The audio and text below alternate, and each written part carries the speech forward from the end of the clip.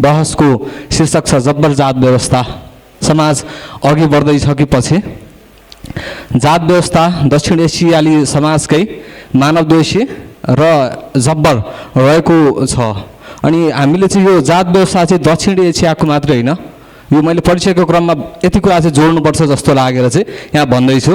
जात व्यवस्था चाहिँ दक्षिण एसियाली समाजको पाटो हो, जसमा चाहिँ नेपाल पनि त्यहीसँग जोडिएको छ। अनि हामीले चाहिँ विभेद बहिष्करणको कुरालाई हेर्ने भने दक्षिण एसिया नेपाल मात्रै नभएर विश्वमै फरक फरक किसिमको जो चाहिँ बहुसङ्ख्यक हुनुहुन्छ, बहुसङ्ख्यकले अल्पसङ्ख्यकमाथि चाहिँ विभिन्न किसिमको उत्पीडनहरू शोषणहरू गरिरहेको हामीले पाउँछौँ। हामीले उन्नत भनिरहेको अमेरिकामा पनि रङ्गभेद छ। रङ्गभेद हुने समाज त उन्नत होइन नि त, होइन? अनि दक्षिण एसियाली समाजमा जात व्यवस्था छ। जात व्यवस्था क्रूर छ। योसँग हामी केही न केही यहाँ जति पनि उपस्थित हुनुहुन्छ परिचित छौँ नै। अनि त्यही जात व्यवस्थासँग चाहिँ हाम्रो समाज पनि जोडिएको हुनाले हामी पनि पछि छौँ। अब आजको बहसमा चाहिँ हामी पछि छौँ कि अघि छौँ, के कस्तो छ भनेर चाहिँ हामी बहस गर्नेछौँ। साथै यो जात व्यवस्थाको चपेटामा परेर यसको प्रतिरोधमा जे जति बलिदानहरू भए हामी त्यो सबैलाई एकपल्ट श्रद्धापूर्वक स्मरण गर्न चाहन्छौँ। र यो चितवन महावीर विश्वकर्माको जन्मथलो भएकोले पनि उहाँ पनि जात व्यवस्था उन्मूलनको लागि निकै प्रखर विचारहरू लिएर हिँडिराख्नु भएको थियो। हामी उहाँलाई पनि सम्झिँदै यो बहसलाई जोड्न चाहन्छौँ। यो बहसमा चाहिँ हामी जात व्यवस्थाको जरा, यसको हाँगाबिङ्गा र यो जात व्यवस्थाको विष वृक्षले समाजलाई, व्यक्तिलाई, समुदायलाई र हाम्रो देशलाई नै कसरी असर गरिरहेको छ, हामी त्यो पाटोलाई पनि बहस गर्नेछौँ। साथसाथै यो जात व्यवस्थाको विष वृक्षलाई चाहिँ उखालेर फाल्न हामीले के गर्नुपर्छ होला भन्ने पाटोलाई पनि जोड्नेछौँ। यति भन्दै म चाहिँ यो बहसको क्रमलाई चाहिँ एउटा प्रश्नबाट सुरु गर्न चाहन्छु। हाम्रो बहसको शीर्षक नै छ जब्बर जात व्यवस्था भनेर। तर पनि हाम्रो बौद्धिक सर्कलमा चाहिँ जात व्यवस्था हो कि प्रथा हो भन्ने खालको चाहिँ विचार पाइन्छ। पूर्व प्रधानमन्त्री बाबुराम भट्टराईले पनि जात प्रथा भन्नुहुन्छ, होइन? वास्तवमै जात व्यवस्था हो कि प्रथा हो, यसबारे चाहिँ बताइदिनुहोस् न। धन्यवाद मनोजी। कुनै समयसम्म करिब 3500 वर्ष अगाडिसम्म चाहिँ जात चाहिँ प्रथाको रूपमा थियो। जब जातलाई बाध्यकारी बनाइयो र कानुनी रूपमा यदि कसैले त्यो व्यवस्थाभित्र त्यसलाई अपनाएन भने ऊ माथि नै सजाय हुने व्यवस्था सुरु भयो अथवा यसलाई संहिताबद्ध गराइयो। त्यसपछि यो चाहिँ व्यवस्थाको रूपमा आउन थाल्यो। जस्तो कि प्रथाको रूपमा कुमारी प्रथालाई पनि लिन सकिन्छ। कुमारी प्रथा कानुनी रूपमा अथवा संवैधानिक रूपमा बाध्यकारी छैन, तर सामाजिक रूपमा अथवा कुनै एउटा समुदायले त्यसलाई चाहिँ एउटा आफ्नो परम्परा अथवा धर्म रीतिरिवाजको हिसाबमा त्यसलाई निरन्तरता दिइरहेको छ। त्यो एउटा प्रथा भन्न सकिन्छ। जस्तो पश्चिम नेपालमा देउकी प्रथा छ। देउकी प्रथा चाहिँ व्यक्तिगत रूपमा त्यो देउकी बस्ने मान्छे बस्दिन भन्न पाउँछ, तर उसलाई समाजले अथवा उसको परिवारले, त्यसको वातावरणले चाहिँ त्यहाँ बस्न बाध्य बनाउँछ र त्यो कानुनी रूपमा चाहिँ संरक्षित हुँदैन देउकी प्रथा, त्यस्तो प्रथाहरू। तर जात व्यवस्था चाहिँ किन हो भने यदि तपाईँले कानुनले व्यवस्था गरे अनुसार जातका नियमहरू अपनाउनुहुन्न, त्यसलाई फलो गर्नुहुन्न, त्यसलाई मान्नुहुन्न भने तपाईँमाथि सजाय हुन्छ। अर्को कुरा चाहिँ व्यक्तिगत स्वतन्त्रता हुन्छ प्रथामा चाहिँ, भलै त्यो चाहिँ सामाजिक सांस्कृतिक रूपले नियन्त्रण हुन्छ, तर यो जात व्यवस्थाभित्र चाहिँ व्यक्तिगत स्वतन्त्रता हुँदैन। मैले जात मान्दिनँ, मैले यो जात व्यवस्थालाई फलो गर्दिनँ भन्न त पाउनुहुन्छ, तर यदा कदा अथवा देखिने गरी नदेखिने गरी तपाईँलाई चाहिँ जातले शासन गरिरहेको हुन्छ कि हाम्रो बोलीमा, हाम्रो हिँडाइमा, हामीले खानेकुरामा, होइन? जस्तो गालीमा तिमी, त, हजुर, मौसुफ जुन खालको हायरार्की छ यो जात व्यवस्था नै हो, होइन? पोजिसनमा पनि हामीले के समान पोजिसनहरू बनाउन सक्दैनौँ र भूमिका फरक हुनसक्छ, तर पोजिसनहरू समान बनाउन सक्दैनौँ र सक्छौँ। तर के हुन्छ भने अलि उच्च पदमा भएकोलाई चाहिँ उच्च आदर, तल भएकोलाई निम्न आदर। आखिर जात भने त त्यही हो नि त, जात व्यवस्था भने त्यही हो नि त। वंशको आधारमा उसको हैसियत निर्धारण गर्ने, वंशाणुगत अधिकार दिने, कुनै निश्चित जातीय समुदायमा अथवा चाहिँ निश्चित जातमा जन्मेकै आधारमा उसले चाहिँ विशिष्ट अधिकारहरू पाउने होइन। पुजारी हुनलाई निश्चित जातमा जन्मिनु पर्यो नि त। फेरि भन्नु होला मगर पुजारी पनि छ, दलित पुजारी पनि छ भन्नु होला। तर मगर पुजारी भएकोमा त्यसको स्रोत, त्यसको व्यवस्थापनको समग्र पक्षलाई हेऱ्यो भने त्यो कहीँ न कहीँ चाहिँ फेरि मगरसँग नियन्त्रणमा नहुन सक्छ। दलित पुजारी भएकोमा त्यहाँ दलित मात्रै जान्छन्, अथवा त्यसलाई चाहिँ गैर दलितले सहर्ष रूपमा स्वीकारेको छ कि छैन भने त्यहाँ त्यो पनि देखिने भयो। अर्को श्रमको आधारमा पनि विभाजन हुन्छ। कसले के काम गर्ने, कसले के काम नगर्ने, के खाने के नखाने, यो श्रममा मात्रै छैन, खानामा पनि छ। जस्तो जात व्यवस्थाले के गर्छ भने विशेष गरेर मासु खानेहरूलाई समाजको तल्लो तहमा राख्छ र मासु इतर शाकाहारीहरूलाई अझ सुविधा दिन्छ, भनौँ न अलि उपल्लो तहमा राख्छ। त्यसै गरी अर्को छ श्रेणीहरू विभाजन गर्ने, समुदायबीच अथवा मानवीय समूहबीच श्रेणीहरू, ब्राह्मण, क्षेत्री, वैश्य, शूद्र, अतिशूद्र जस्तो विभाजन गर्ने। यी दुई तीनवटा सिद्धान्तहरू छन् जसले जात व्यवस्थालाई निरन्तरता दिइरहेको हुन्छ। अहिले भन्न सक्नुहुन्छ फेरि अहिले त पहिला जस्तो 1910 को मुलुकी ऐनले जस्तो यसले काम गर यसले नगर भनेको छैन। फलामको कामले ब्राह्मणले पनि गरिरहेछ, जुत्ता पसल ब्राह्मणले पनि सञ्चालन गरिरहेछ, त्यो खालको पनि भन्न सक्नुहुन्छ। तर अहिले चाहिँ त्यो खालको जात व्यवस्था चाहिँ हिजो जात प्रथा हुँदाखेरि त्यो अलिकति स्थिर खालको थियो। जब जात व्यवस्थामा आयो भने त्यसको स्वरूपहरू पनि परिवर्तन हुँदै गए। त्यो ठ्याक्कै सिधै देखिने खालको हुँदैन, तर अप्रत्यक्ष रूपमा चाहिँ के हुन्छ भने ती कामका श्रेणीहरू फरक तरिकाले परम्परागत पेसाभन्दा अरू पेसाहरूमा सिफ्ट भएका हुन सक्छन्। जस्तो कि कुनै ब्याङ्कको सिइओ माग गरियो भने त्यहाँ एप्लिकेसन दिनु पर्यो, एप्लाई गर्नु पर्यो। त्यो सिलेक्ट गर्ने ठाउँमा चाहिँ निश्चित समुदायका छन्। फेरि अब दलित समुदायबाट कोही गयो भने उसले चाहिँ त्यहाँ विभिन्न अवरोधहरू झेल्नुपर्ने हुन्छ र अन्तिममा उसले आफूलाई प्रमाणित गर्न पटक पटक प्रतिस्पर्धामा सहभागी हुनुपर्ने हुन्छ। तर तुलनात्मक रूपमा चाहिँ जुन गैर दलित समुदाय आएका छन् उनीहरूलाई अलिकति सहज हुन्छ र फेभर पनि हुनसक्छ। मैले केही उदाहरणहरू दिन्छु। मैले यो सन्दर्भमा चाहिँ किन लिएको भने अहिले जात व्यवस्था छैन भन्ने प्रश्न तपाईँबाट पक्कै आउँछ पछाडि भनेर अहिले अगाडि नै।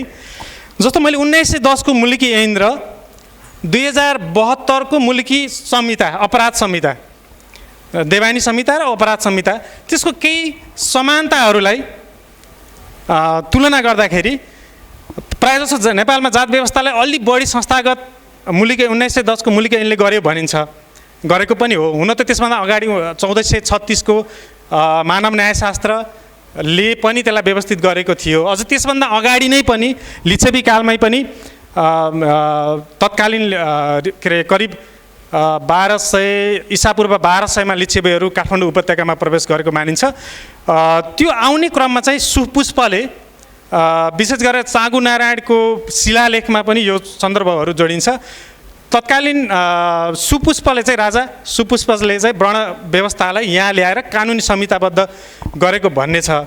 अहिले पनि त्यसका अवशेषहरू देखिन्छन्। जस्तो 1910 को मुलुकी ऐनले चाहिँ यो न्याय निसाबको लागि चाहिँ धर्माधिकारीहरू नियुक्त गरेको हुन्थ्यो र त्यो धर्माधिकारीहरूले चाहिँ समाजमा परेका जुन समस्याहरू हुन्छ त्यसलाई चाहिँ न्याय अन्याय छुट्याउने काम गर्थे र ती धर्माधिकारीहरू चाहिँ ब्राह्मण समुदायबाट हुन्थे। र अहिले 2072 सालको संविधान आइसकेपछि हाम्रा न्यायाधीशहरू जो न्याय दिने ठाउँमा न्यायाधीशहरू, जिल्ला न्यायाधीशहरू 77 जिल्लाकै जिल्ला न्यायाधीशहरू सबै हेर्दाखेरि 377 जना रहेछन्। त्यसमध्ये चाहिँ 85% चाहिँ फेरि खस आर्य पुरुष। हेर्नुहोस् है, 1910 ले धर्माधिकारी भनेर तोकेको थियो, त्यसमा ब्राह्मण हुन्थे। अब 2072 पछि हाम्रो न्यायिक संरचनाहरूमा हेर्दा पनि खस आर्य नै छन्, पुरुषहरू नै छन्, 85% छन्। त्यस्तै 1910 को मुलुकी ऐन तयार गर्दाखेरि करिब 212 जना मान्छेहरू सहभागी भएका रहेछन्। त्यसमध्ये 78.3% चाहिँ खस आर्यहरू थिए। र अहिले यो जुन मुलुकी संहिता निर्माण गर्नेछ त्यो मुलुकी संहिता निर्माणमा 2074 सालको त्यसमा विधायन समिति, न्यायिक समिति, न्यायिक प्रतिष्ठान, लगायत त्यो जुन मुलुकी संहिता तयारी गर्ने सचिवालय छ त्यसका सबै पदाधिकारीहरू गरेर 41 जना रहेछन्। त्यो 41 जना पनि 78.4% फेरि खस आएर नै छन्। त्यसै गरी हरेक ठाउँमा यो अहिले पनि हिजोको जुन खालको कास्ट हेजेमोनी थियो अथवा चाहिँ निश्चित जातका मान्छेहरू मात्रै एउटा तहमा रहने त्यो खालको व्यवस्था थियो र त्यो कानुनी संहिताबद्ध थियो। अहिले पनि तात्विक भिन्नता छैन, त्यसलाई निरन्तरता दिइरहेको छ। त्यसैले यो चाहिँ जात प्रथा होइन कि व्यवस्था हो, किनभने संहिताबद्ध छ र यो वा रूपमा हामी त्यो व्यवस्थाबाट बाहिर निस्कन नसक्ने अवस्थामा छौँ। हस्, थ्याङ्क यू। पहिला वर्ण व्यवस्थाको अभ्यास थियो र अहिले जात व्यवस्थामा छ। जात व्यवस्था पनि त्यो फैलिसकेको छ हाम्रो शिक्षामा, स्वास्थ्यमा, रोजगारीमादेखि नीति नियममा भन्ने कुराहरू आयो होइन। अनि यसरी त यो जात व्यवस्था जब्बर भन्ने बुझिन्छ नै।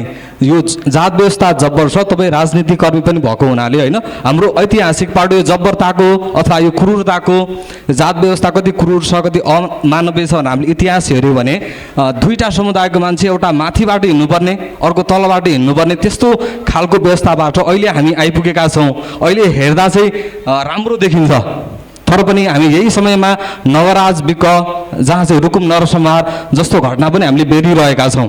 अनि हाम्रो राजनीतिले अथवा युवा पुस्ताले यसको लागि चाहिँ यस्तो खालको घटना भइराख्दाखेरि चाहिँ के कसरी प्रतिरोध गरिरहेको छ, यो किन भएको छ, त्यो पाटोलाई भनिदिनुहोस् न।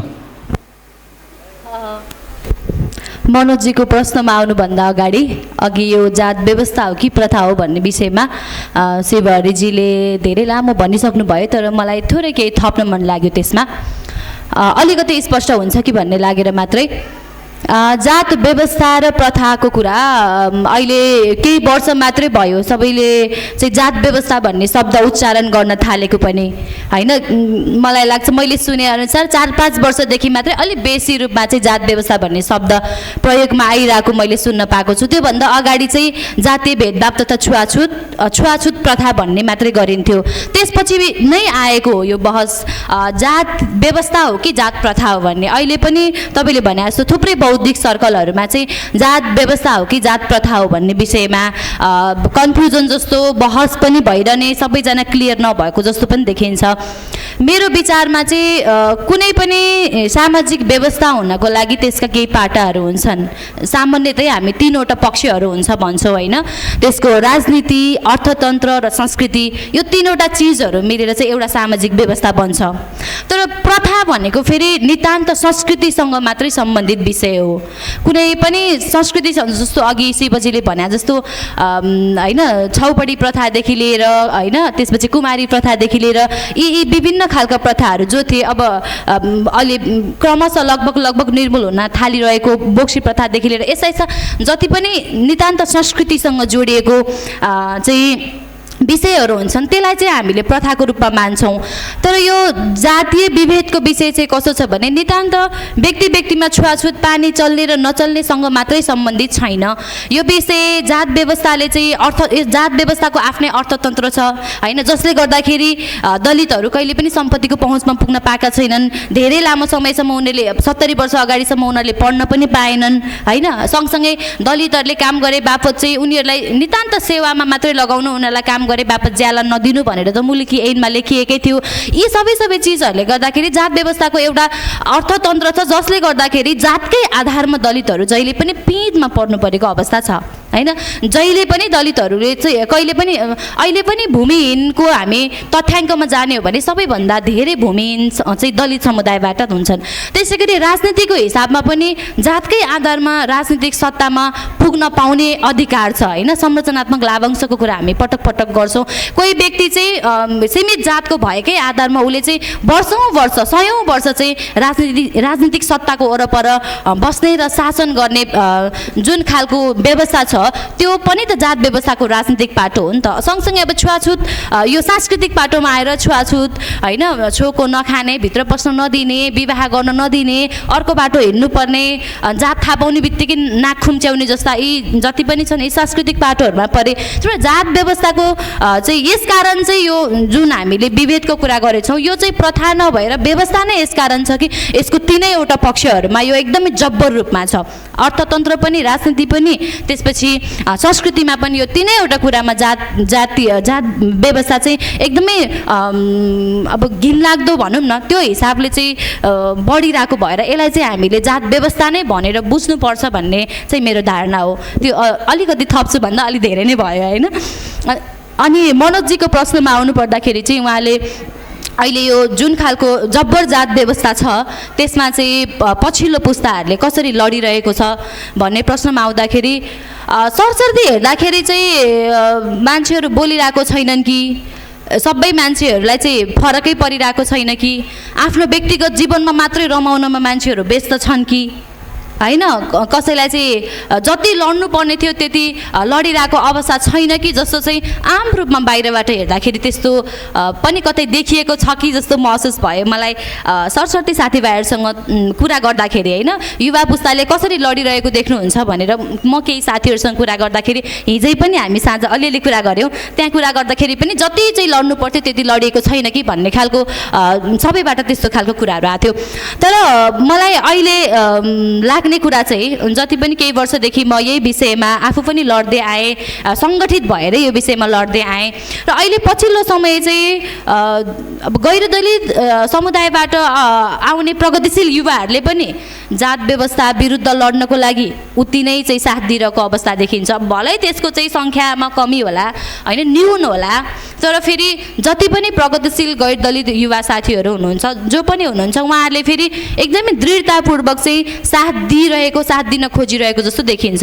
अब दलित समुदायकै युवाहरूको कुराकानी गर्नुपर्दाखेरि चाहिँ उनीहरूलाई यो पहिला चाहिँ ह्याबिचुअल जस्तो कतिवटा विषयहरू हामी आफैलाई पनि यो स्वतः हामी माथि हुने विषय हो होइन, कहीँ जाँदाखेरि हामीलाई अलिक पर राखियो, सँगसँगै नाच्यो गायो गफ गरियो, खाना खाने बेलामा चाहिँ पर सारियो। अब यस्ता विषयदेखि लिएर राजनीतिमा हामीलाई चाहिँ पछाडि किनारा पारिएको विषयदेखि लिएर होइन, अर्थतन्त्रमा हामी पछाडि परेको कुरादेखि लिएर प्रशासनिक क्षेत्रदेखि अरू विभिन्न पहुँच पाउनुपर्ने कुराहरूमा हामीलाई पछि पारेको विषयहरू चाहिँ ह्याबिचुअल जस्तो पनि कतिपय ठाउँमा त्यस्तो पनि हुन थालिसकेको अवस्था पनि देखिन्थ्यो।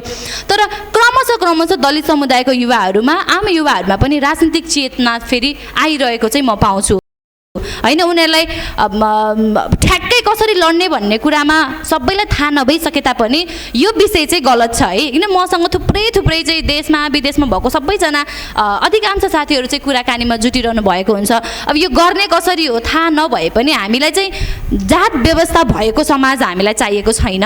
हामीले थुप्रै समयसम्म धेरै पीडाहरू सह्यौँ, प्रत्येक पल चाहिँ म मान्छे हो भनेर प्रमाणित गर्दै हिँड्नु परेको क्षणहरू थुप्रै हामीसँग पनि छ। तर अब चाहिँ यो सही छैन है। अब हामी लड्नुपर्छ, अब हामी बोल्नुपर्छ, कुन के कन्ट्रिब्युट गर्न सक्छौँ त हामीले, के गर्नुपर्छ हामीले यसको विरुद्ध लड्नको लागि भन्ने चाहिँ थुप्रै युवाहरूमा चाहिँ त्यो राजनीतिक चेतना अलि वृद्धि हुँदै गएको चाहिँ म देख्छु। त्यो जुन चाहिँ सकारात्मक पनि छ। अब सोसियल मिडियाको ट्रेन्ड हेर्दाखेरि पनि केही घटनाहरू आयो भने आफ्नो बलबुताले भ्याएसम्मको चाहिँ सबैलाई बोल्न मन लाग्ने भएको छ कि चुप लागेर बस्न चाहिँ कसैलाई पनि मन छैन अहिले।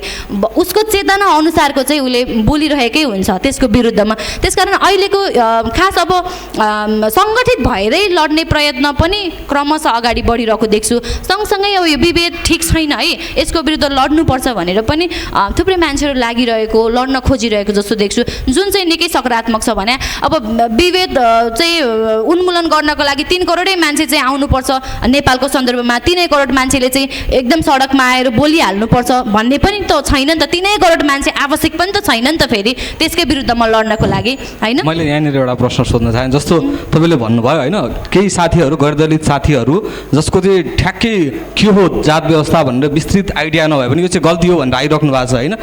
अनि अर्को चाहिँ सङ्गठित भएर पनि आइराख्नु भएको छ प्रतिरोधको लागि भनेर भन्नुभयो होइन। वास्तविक प्रतिरोध गर्ने चाहिँ तरिका के हो खास होइन। हामीले इतिहास हेऱ्यो भने प्रतिरोधको आन्दोलनको त लामै इतिहास छ होइन, त्यसको केही उपलब्धि पनि होला होइन। अनि अहिले पनि हामीले गरिरहेछौँ भनेदेखि चाहिँ अब यो प्रभावकारी अथवा खासमा अझै अब हुनुपर्ने प्रतिरोध चाहिँ कस्तो खालको हो त्यो चाहिँ सोध्न चाहेँ। मेरो बुझाइमा र मलाई लाग्ने भनेको चाहिँ हामीले कुनै पनि चिज हामीलाई रोग लागिरहेको छ, सन्चो भइरहेको छैन भने चाहिँ खास त्यसको रोग के हो भन्न पत्ता लगाउनु पर्ने हुन्छ कि होइन लामो समयसम्म हामी जात प्रथा भनेर बस्यौँ नि त, त्यसले गर्दाखेरि आज रहन चाहिँ त्यो जात व्यवस्था रहेछ।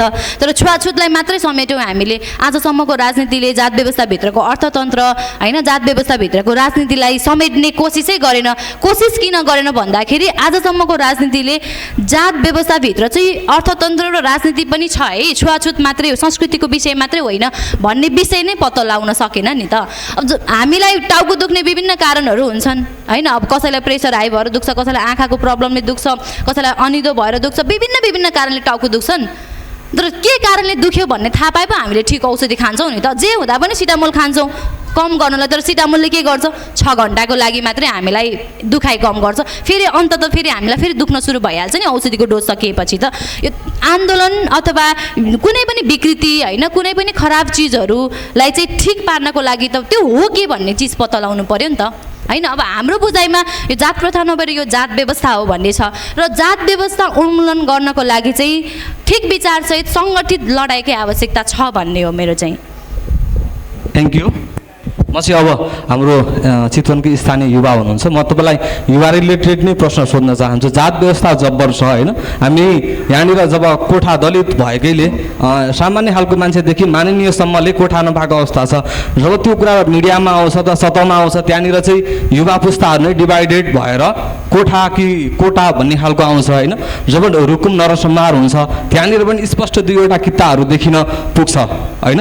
यस्तो खालको अवस्था छ युवा पुस्तामा। तर ऊ आफैले चाहिँ म जात मान्दिनँ भनेर चाहिँ भनिराखेका हुन्छ, अनि फेरि परिवर्तन पनि भइराखेको छ भनेर भन्छ होइन। अनि वास्तवमा अहिलेको युवाहरूले चाहिँ परिवर्तन चाहिराखेको हो कि के हो खासमा, यो बारे भनिदिनु न। यो प्रश्नको लागि अहिलेको युवा पुस्ताले जात मान्छ कि मान्दैन, जातमा आधारित विभेदलाई स्वीकार छ कि स्वीकार्दैन, अथवा त्यसको विरुद्धमा छ कि छैन भनेर चाहिँ बुझ्नको लागि चाहिँ मेरो विचारमा धेरै लामो जानु पर्दैन। विगत 10 वर्षलाई चाहिँ हामीले एकचोटि फर्किएर हेरौँ। यो 10 वर्षमा जातीय भेदभाव तथा छुवाछुतका घटनाहरू कति बाहिर आए। मेरो अध्ययन अनुसार जातीय भेदभाव तथा छुवाछुत कसुर सजाय 2068 बन्यो। 2068 देखि 78 को बिचमा 40 जना भन्दा बढी दलितहरूले दलित भएकै कारण ज्यान गुमाएका छन्। अन्य कुनै त्यस्तो गल्ती गरेको कारण होइन, मात्र ऊ दलित समुदायमा जन्मिएको कारण र जात व्यवस्थाले वर्जित गरेका कुराहरूमा ऊ अगाडि बढ्न खोज्दाखेरिमा उहाँहरूले ज्यान गुमाउनु परेको अवस्था छ। यो 10 वर्षमा 40 जनाले ज्यान गुमाउनु भनेको 1 वर्षमा 4 जनाले ज्यान गुमाउनुहुन्छ र 3 महिनामा 1 जनाले ज्यान गुमाउनुहुन्छ। यसरी सरस्वती हेर्दाखेरि प्रत्येक 3 महिनामा चाहिँ 1 जना दलितले ज्यान गुमाउनु परेको अवस्था छ। जुन युवा पुस्ताले हामी जातीय भेदभाव छुवाछुत गर्दैनौँ, जात व्यवस्था मान्दैनौँ भनिरहनु भएको छ, त्यो मान्दैनौँ भन्ने आधार चाहिँ के हो? उहाँहरूले आधार के प्रस्तुत गर्नुहुन्छ, तथ्य के प्रस्तुत गर्नुहुन्छ? आधार र तथ्य बिना कुनै कुराहरू भनिन्छ भने त्यसलाई पुष्टि गरिँदैन भने त्यसलाई हामीले कसरी स्वीकार्ने? मेरो विचारमा युवा भनेको चाहिँ हामीले यति धेरै अतिरञ्जित गरेका छौँ फेरि होइन कि युवा अवस्थामा जाने बित्तिकै उसको विचारै फरक हुने, ऊ एउटा मानवबाट अर्को मानवमा रूपान्तरित भइहाल्ने, उसका सबै कुरा कायापलट भइहाल्ने जस्तो हामीले चाहिँ त्यो खालको चाहिँ परिकल्पना गर्छौँ। तर मेरो विचारमा एउटा किशोर अवस्था पार गरिसकेपछि जब मान्छे युवा अवस्थामा पुग्छ उसको वैचारिकीमा कति ठुलो अन्तर भइसकेको हुन्छ त होइन। त्यो हुँदाखेरिमा हामीलाई यो समाजमा जन्मिएदेखि नै परिवारले, समाजका नियम कानुनले, संस्कारले जातीय भेदभाव गर्न सिकाउँछ।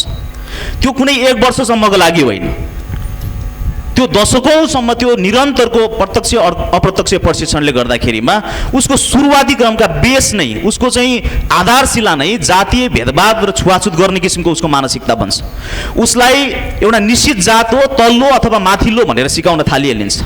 त्यो तल्लो अथवा माथिल्लो जात भनेर सिकाइसकेपछि उसलाई त्यही अनुसारको व्यवहार गर्न सिकाइन्छ र उसको सम्पूर्ण मस्तिष्क, उसले सोच्ने तरिका र उसको स्वभाव र व्यवहार नै त्यही अनुसार हुने हुँदाखेरि ऊ युवा अवस्थामा पुग्ने बित्तिकै म जातीय भेदभाव र छुवाछुत मान्दिनँ भन्ने चाहिँ त्यो कसरी पुष्टि हुन जान्छ? एउटा मेरो त्यो प्रश्न छ। समाजमा एउटा एउटा गलत किसिमको बुझाइ के छ भन्दाखेरिमा चाहिँ दलितले भोग्नु परेको समस्या भनेको चाहिँ सांस्कृतिक समस्या मात्र हो, जाति भेदभाव र छुवाछुत मात्र हो भन्ने छ। हुनसक्छ सांस्कृतिक क्षेत्रमा भएको विभेदमा केही परिवर्तनहरू आएको हुनसक्छ। हिजो सार्वजनिक स्थलमा खुल्लम खुल्ला गरिने विभेदहरू आज चाहिँ कोठा चोटाभित्र छिरिसकेका हुन सक्छन्। हिजो पँधेरोमा गरिने चाहिँ तपाईँको चाहिँ विभेदहरू आज घरको धाराभित्र हुन्छ। हिजो सार्वजनिक स्थलमा गरेर बसेर चाहिँ खाने सहभोजहरू आज भान्साकोठाभित्र प्रवेश गरिसकेका छन्। भान्साकोठामा चाहिँ त्यो विभेद हुन्छ, सार्वजनिक स्थलबाट अलिकति हटेको हुनसक्छ।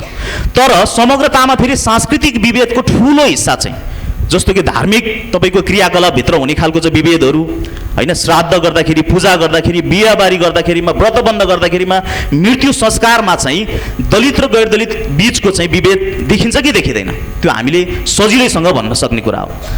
त्यसमा युवा पुस्ताले कसरी बोलिरहेको छ त एउटा कुरा। दोस्रो कुरा भनेको चाहिँ आर्थिक क्षेत्र र राजनीतिक क्षेत्रको समस्या त्योभन्दा ठुलो जटिल समस्या हो। दलित समुदायलाई अगाडि बढ्न नदिने, दलित समुदायलाई समान जिन्दगी जिउन नदिने, दलित समुदायलाई शिक्षा, स्वास्थ्य, रोजगारमा पहुँच राख्न नदिने, तपाईँको त्यसलाई रोल प्ले गर्ने भनेको आर्थिक र राजनीतिक क्षेत्रले पनि हुन्छ। त्यो विषयमा अहिलेको युवा पुस्ताले बोलिरहेको छ कि छैन। त्यस कारणले मेरो बुझाइ चाहिँ के छ भन्दाखेरिमा अहिलेको युवा पुस्ताले जे भनिरहेको छ कि हामी जातीय भेदभाव र छुवाछुत मान्दैनौँ भनिरहेको छ, तर ऊ चाहिँ घरभित्र आफ्नो आमा अथवा आफ्नो बुवा अथवा आफ्नो हजुरआमालाई यस्तो गर्नुहुन्न है, यो गरेको त यो गरे बापत चाहिँ कानुनी सजाय हुन्छ भनेर प्रतिकार गर्न सक्दैन। बरु उल्टो के भन्छ भने अब चाहिँ यत्रो उमेरमा पुगिसक्नु भएको बुवा आमालाई कसरी चाहिँ हामीले चाहिँ त्यो भन्न सकिन्छ अथवा चाहिँ सुधार्न सकिन्छ भनिन्छ। मेरो एउटा प्रश्न छ, नेपालमा जति पनि कानुनहरू बनेका छन्, जस्तै कुनै एउटा वृद्ध पुरुष अथवा वृद्ध महिलाले कसैको हत्या गर्छ भने त्यसलाई नेपालको कानुनले छोड्छ। नेपालको कुनै वृद्ध पुरुषले कसैको बलात्कार गर्छ भने त्यसलाई नेपालको कानुनले छोड्छ? छोड्दैन नि त। त्यसो भने एउटा वृद्ध पुरुष अथवा महिलाले दलित समुदायको चाहिँ व्यक्तिलाई, पात्रलाई गरेको विभेदलाई चाहिँ हामीले किन मुक्ति दिन पर्ने, किन उन्मुक्ति दिन पर्ने? त्यो कदापि क्षम्य छैन। त्यस्तो हुनु पाउँदैन, त्यस्तो हुनु हुँदैन भन्ने मलाई लाग्छ। त्यस कारणले आजको युवा पुस्ताले आफैले आफूलाई प्रश्न गर्न पर्ने छ कि तपाईँले आफैले सोध्नुहोस्, तपाईँले सोचेको, तपाईँले भन्नुभएको जस्तो गरी तपाईँ विभेदको प्रतिरोधमा हुनुहुन्छ कि हुनुहुन्न, यो प्रश्नमा तपाईँको मनले के भन्छ? हस्, अहिले मैले यति नै भने। Thank you. अब म यो प्रश्न चाहिँ रूपाजीलाई सोध्न चाहन्छु। जात व्यवस्था जब्बर छ होइन, यसको सबभन्दा पिडमा दलित समुदाय परेको छन् होइन। अनि अर्को पाटो चाहिँ के भन्दाखेरि चाहिँ दलित महिलाहरू चाहिँ त्यसको अझै तीव्र उत्पीडनमा परेको पाटो छ। तर यो पाटोमा चाहिँ हामी धेरै जसो चाहिँ सजग छैनौँ, संवेदनशील छैनौँ होइन। यो पाटोलाई के कसरी राजनीतिले अथवा युवाले सम्बोधन गर्न सकिएला, सक्नुपर्छ? यस्तो छ, यसमा चाहिँ अब हरेक पितृसत्तात्मक समाज छ नि त हाम्रो, त्यो भएको भएर दलित समुदायको महिलाहरू त यसै पनि सबैभन्दा पीडितमा भइ नै हाले। र सँगसँगै आम महिलाहरू, समग्र महिलाहरूको हिसाबमै कुरा गर्नुपर्दाखेरि पनि उनीहरू फेरि यसै पनि पछाडि होइन, दोस्रो दर्जाको रूपमा चाहिँ महिलाहरूलाई राखिदिएको अवस्था छ नि त। अब दलित समुदायको आन्दोलनको हिसाबले विगतको इतिहासदेखि नै महिलाहरूले असाध्यै धेरै योगदान गर्न चाहेको, योगदानको सुरुवात गरेको जस्तो देखिन्छ होइन, गरेकै देखिन्छ भनौँ न। अब मिठाई देवीहरूको कुराबाट आउँदै गर्दाखेरि पनि महिला पनि अब योगमायाले त्यो बेलामा पनि मान्छेको जातै मान्दिनँ भनेर हिँड्नु भएको थियो। त्यो बेलादेखि महिलाहरूमा चाहिँ त्यो जातीय विभेदको विरुद्धमा लड्ने चेतना चाहिँ त्यो स्तरको थियो र उनीहरू क्रमशः अगाडि बढ्न सक्ने, दलित आन्दोलन, महिला आन्दोलनलाई चाहिँ नेतृत्वमा ल्याउन सक्ने महिलाहरूमा चाहना पनि हुन्थ्यो, क्षमता पनि हुन्थ्यो। तर हाम्रो राजनीति, हाम्रो राज्य सत्ता चाहिँ कस्तो बनिदियो भन्दाखेरि महिलाहरूले कहिले पनि निर्णायक आन्दोलन चाहिँ गर्न पाउने स्थिति नै बनिदिएन के। यसै पनि पछाडि पारिदिएको भइहाल्यो र हरेक क्षेत्रमा निर्णायक हिसाबमा महिलाहरूलाई पुग्नै नदिने भइहाल्यो। आम रूपमा त गैर दलित महिलाहरूले पनि निर्णायक ठाउँमा पुग्न पाउँदैनन् होइन। एक दुई ठाउँ अघि इन्दुजीले अर्को सेसनमा भन्नुभयो जस्तो समावेशीको नाउँमा केही मान्छे लाने, त्यही पनि उनीहरूको रबर स्ट्याम्पको रूपमा जो त्यहाँ बस्न सक्छ उनीहरूलाई मात्रै लैजाने गरी चाहिँ समावेशी देखाए जस्तो गरिदिने मात्रै छ महिलाहरूको लागि। झन् दलित महिलाहरू त यसै पनि पीडितमा छन्। दलित आन्दोलनभित्र पनि म त के देख्छु भने आजसम्मको अवस्थामा अब यो आन्दोलनलाई हामीले कसरी अगाडि लैजान्छौँ, भाष्य कस्तो बनाउँछौँ, हामी कसरी लड्ने भन्ने त नयाँ बहसको विषय भयो। त्यसमा हामीले गर्न बाँकी के छ भन्ने त। तर आजसम्मको आन्दोलनलाई हामीले हेर्ने हो भने दलित महिलाहरूलाई पनि दलित आन्दोलनभित्रै नेतृत्व नस्वीकार्ने समस्या चाहिँ एकदमै धेरै देखिन्छ। किन महिलाहरूलाई मात्रै दिदीबहिनीको रूपमा, चेलीको रूपमा, होइन, जस्तो पार्टीमै पनि आजसम्मको पुरानो स्कुलिङको कुरा गर्ने हो भने पुरुष चाहिँ कमरेड हुन्छ, महिला फेरि दिदीबहिनी हुन्छ। महिलालाई कमरेडको रूपमा मात्रै पनि कम्युनिस्ट पार्टीहरूले स्वीकारेको अवस्था देखिँदैन, होइन। अनि त्यो खालको स्थिति भएपछि उनीहरूले योगदान चाहिँ जहिले पनि दिइ नै रहने। अहिले पनि मिटर ब्याज पीडितहरू चाहिँ मधेसदेखि नेपालका विभिन्न 18वटा जिल्लाबाट काठमाडौँ गएर चाहिँ मिटर ब्याजीहरू विरुद्ध जसरी लड्नुभयो, त्यहाँ अग्रपङ्क्तिमा गएर प्रहरीसँग भिड्ने, होइन, सबैभन्दा धेरै सङ्ख्यामा फेरि महिलाहरू हुनुहुन्थ्यो। साडी लगाएर चाहिँ प्रहरीहरूसँग भिड्ने, हात भाँचिने, चोट लाग्ने सबैभन्दा धेरै त महिलाहरू नै हुनुहुन्थ्यो नि त। अब एउटा त पुरुष जति सबै सकेर विदेशमा गइसकेका कारणले पनि पुरुषहरू कम आउने कुरा भयो, होइन। तर तुलनात्मक रूपमा हरेक आन्दोलनमा फेरि महिलाहरू अग्रपङ्क्तिमा। जस्तो केही समय अगाडि मात्रै यो एमसिसीको आन्दोलनमा शङ्खरापुर, काठमाडौँकै शङ्खरापुर नगरपालिकाको लप्सीफेदी भन्ने ठाउँमा पनि एमसिसी विरुद्धको चाहिँ आन्दोलन भएको थियो, सब स्टेसन राख्ने विषयमा।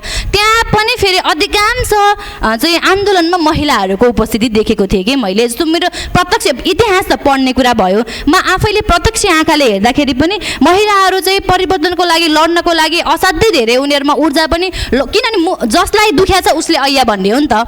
पीडित महिलाहरू छ, उनीहरू त अवश्य पनि लड्न आउँछ, तर उनीहरूले योगदान अनुसारको नेतृत्वदायी भूमिका कहिले पनि प्राप्त गरे हुँदैन। दलित आन्दोलनले पनि, समग्र आन्दोलनले पनि फेरि महिलाहरूलाई चाहिँ उनीहरूको त्यो रबर स्ट्याम्पको रूपमा मात्रै प्रयोग गर्न खोजिदिने, उपाध्यक्ष, होइन, त्यस्ता सहकोषाध्यक्ष, यस्ता खालको पदहरू चाहिँ लगेर उनीहरूलाई झुन्डाइदिने, राख्नकै लागि राखिदिने, महिलाले गर्नै सक्दैनन् भन्ने खालको चाहिँ एउटा अवधारणा चाहिँ विकास गरिदिने। त्यसले गर्दाखेरि पनि महिलाहरूले गरेको कामको पनि उनीहरूले जस पाएको छैनन् के। जति उनीहरूले लडे, लेखदिने, बोलिदिने, इतिहासलाई चाहिँ इतिहासलाई लेख्ने क्रममा पनि महिलाहरूको योगदानलाई चाहिँ ठिकसँग मूल्याङ्कन नगरेको छ। किनकि इतिहास लेख्ने पनि त फेरि अधिकांश पुरुषहरू छन् नि त। त्यसकारण पनि महिलाहरूको त्यो जुन खालको उनीहरूको एउटा योगदान दिन चाहने कुरा छ, कम्तीमा योगदानको समेत ठिकसँग कदर हुन नसकेको अवस्था छ।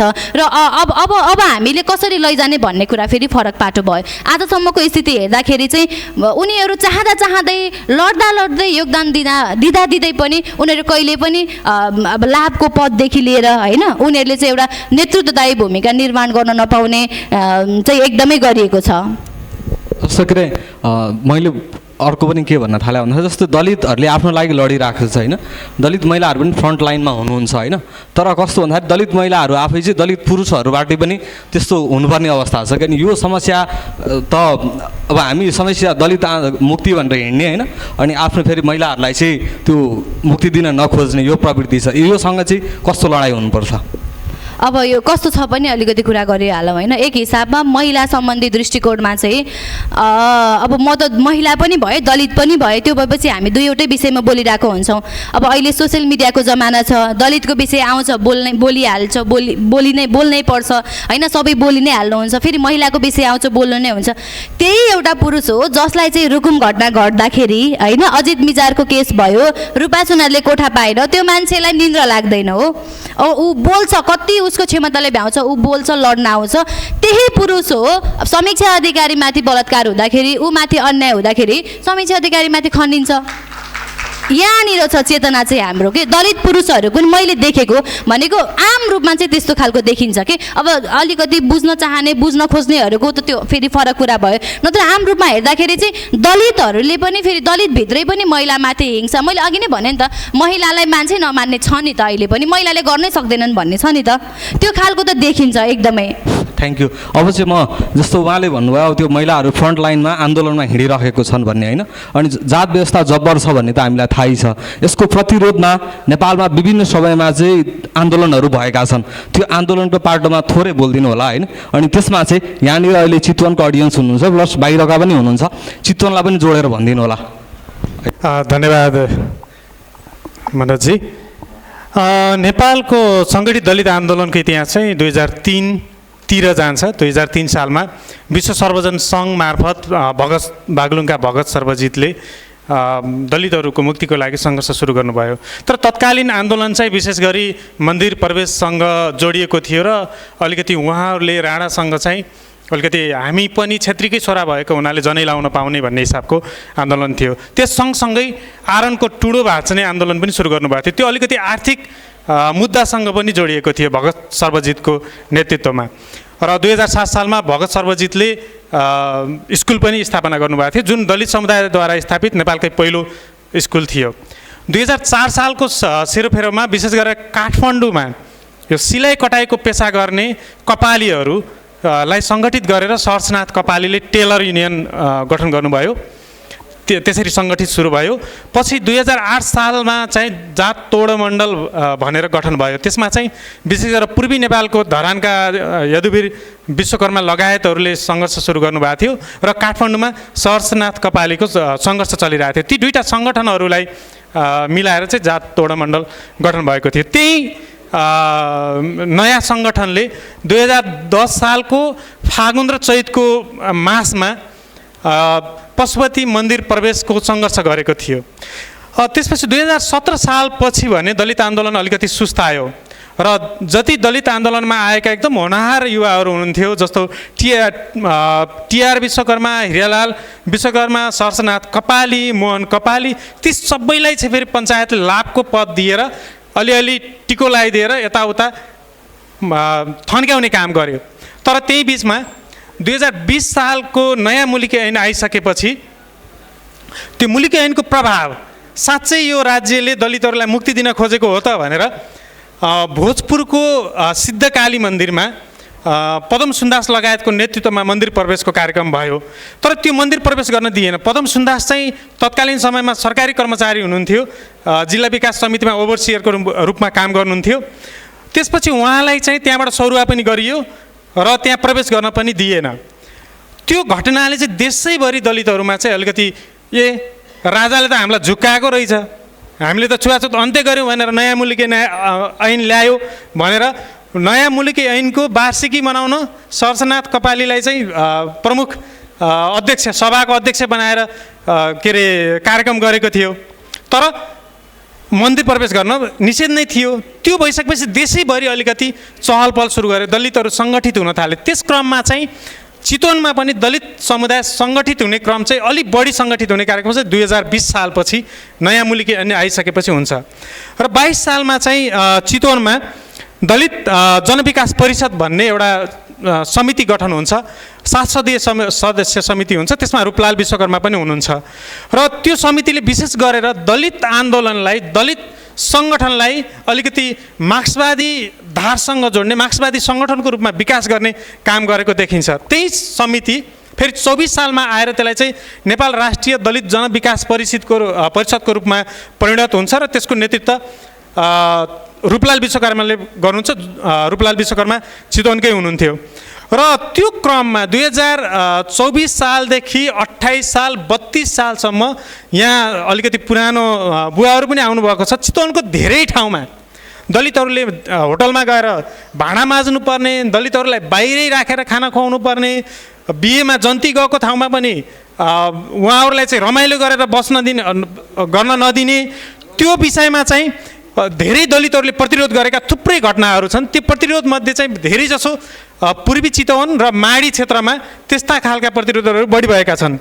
र 34 सालमा जब 24 सालमा त्यो जनविकास नेपाल राष्ट्रिय दलित जनविकास परिषद गठन भयो, त्यसपछि रूपलाल विश्वकर्माले किसान सङ्घर्ष सुरु गर्नुभयो र 34 सालमा यही जुगेडीमा दासढुङ्गाको अलिकति ओल्तिरपट्टि धर्म राज मुल्मी भन्ने एकजना साहु, जसले चेपाङहरू र दलितहरूलाई लुटेर र आफ्नो व्यापार बढाइरहेका थिए, त्यसलाई चाहिँ उहाँकै नेतृत्वमा अलिकति सङ्गठित भएर दलित र चेपाङहरूको समूहले चाहिँ त्यहाँ आक्रमण गरेर त्यो साहुलाई त्यहाँबाट कालो मोसो लगाएर त्यसको जुन पसलमा भएका सामानहरू थिए त्यो गरिब चेपाङ र दलितहरूलाई बाँडिदिएका थिए त्यति बेला सङ्घर्ष गर्नेहरूले।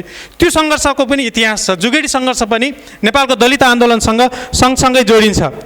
त्यसपछि 2038 सालमा रूपलालले नै तत्कालीन समयमा सर्वहारा श्रमिक सङ्गठन गठन गर्नुभयो र यो सर्वहारा श्रमिक सङ्गठन गठन गरिसकेपछि त्यो आन्दोलनले पहिलोपटक नेपालमा यो वर्गीय मुक्तिको लागि दीर्घकालीन जनयुद्ध र लडाकु दस्तावेज तयार गर्यो। अथवा यो भन्न खोजेको के भने नेपालमा दीर्घकालीन जनयुद्ध अथवा सङ्घर्षको त्यो हदसम्मको सपना देखाउने पनि दलित समुदाय हो र त्यसमा दलित समुदायमा पनि चितवनको दलित सङ्घर्षको योगदान रहेको छ।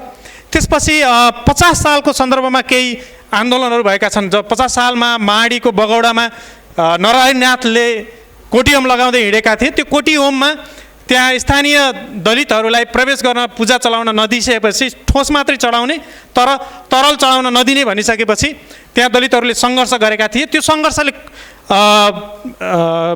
योगी नरहरिनाथ यो कोटीहोम छोडेर भागेर काठमाडौँ पुगेका थिए।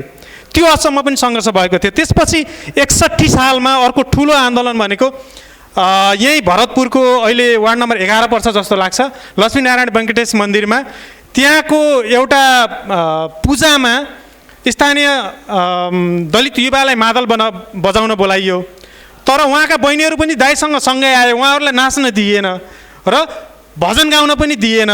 त्यो भइसकेपछि दलितहरूले प्रतिरोध गरे। त्यो निकै ठुलो आन्दोलन थियो। सुरुमा नर्मदा बराइली लगायतका महिलाहरूको नेतृत्वमा त्यसको प्रतिरोध भएको थियो। पछि रणेन्द्र बराइलीको संयोजकतामा संयुक्त सङ्घर्ष समिति बनेर ठुलो सङ्घर्ष भएको थियो। त्यो सङ्घर्षमा चाहिँ दलितहरूको ठुलो हुललाई चाहिँ भनौँ न सङ्घर्षको त्यो टिमलाई रोक्नको लागि आर्मी समेत सडकमा आएको थियो।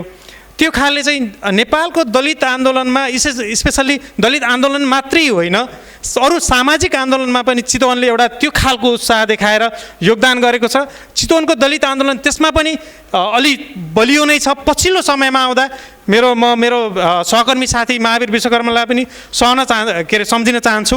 महावीर विश्वकर्माले पनि त्यही हदले यहाँका युवाहरूलाई सङ्गठित गर्ने र यो जात व्यवस्था विरुद्ध लड्नको लागि प्रतिरोध गर्नको लागि चाहिँ सङ्गठित गर्दै आउनुभएको थियो।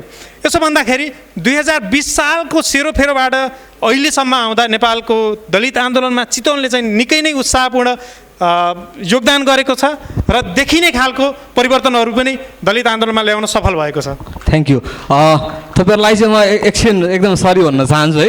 एउटा प्रश्न एक-एकवटा प्रश्न लिएर चाहिँ त्यसपछि फ्लोरमा जान्छु है। त्यति चाहिँ धैर्य धारण गरिदिनु होला। अब अघिल्लो सेसन अलिक बढी भयो। हामीले चाहिँ 1 घन्टा थियो त्यो हिसाबले चाहिँ 3टा जति प्रश्न सोध्छौँ भन्ने थियो त्यो सोध्न पाइनँ। एउटा चाहिँ एक-एकवटा चाहिँ जान्छु होइन। त्यो जानभन्दा अगाडि चाहिँ म सोधिहाल्न चाहन्छु होइन। जात व्यवस्थाको विरुद्धमा होइन जातीय मुक्तिको विरुद्धमा चाहिँ त्यति लामो समयदेखि आन्दोलन भइरहेको छ।